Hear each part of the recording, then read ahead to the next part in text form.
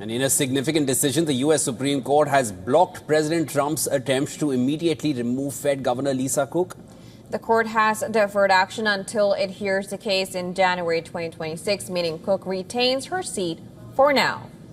Now, the Supreme Court issued a brief, unsigned order declining the Trump administration's emergency request to oust Cook before full review. Now, the order defers the decision until oral arguments scheduled for January 2026. In effect, Cook stays in her role at the Federal Reserve until the court rules. In August 2025, Trump announced he would fire Lisa Cook, citing allegations of mortgage fraud involving her property declarations. Cook denied any wrongdoing and sued to block her removal, arguing the allegations fail the for-cause standard under the Federal Reserve Act 1913.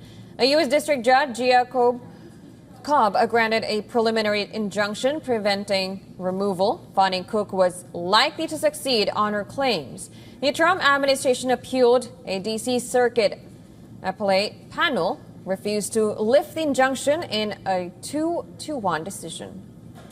Now, the Federal Reserve Act allows removal of governors only for cause, but never defines exactly what qualifies. The core legal questions: first, did Donald Trump deny Lisa Cook her due process rights by moving to remove her without proper notice or a chance to respond? And then the second question: do the mortgage fraud allegations, which date back to before she joined the Federal Reserve, legally meet the threshold for cause required to fire a Fed governor? Now, these are the questions which have been raised. Legal scholars see this as a test case for the limits of presidential authority over an independent central bank. Now, Cook will now continue participating in the remaining Fed meetings in 2025, including the October 28th to 29th meeting.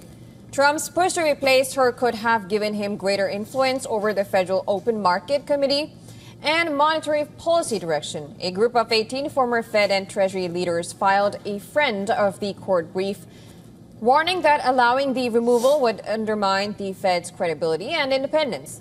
The DOJ argued removal would not harm markets, while Cook's legal team warned that even a temporary removal could send a signal of political instability.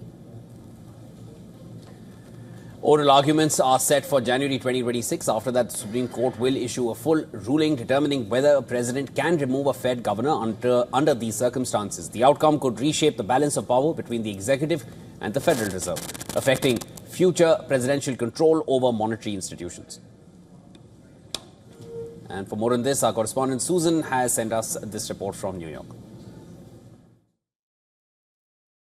The U.S. Supreme Court has stepped in to keep Federal Reserve Governor Lisa Cook in her post, at least for now. President Trump tried to remove her over allegations of mortgage fraud, but lower courts blocked the move, saying Fed governors can only be dismissed, quote unquote, for cause. The justices will hear arguments in January in a case that could reshape the balance of power between the White House and independent agencies.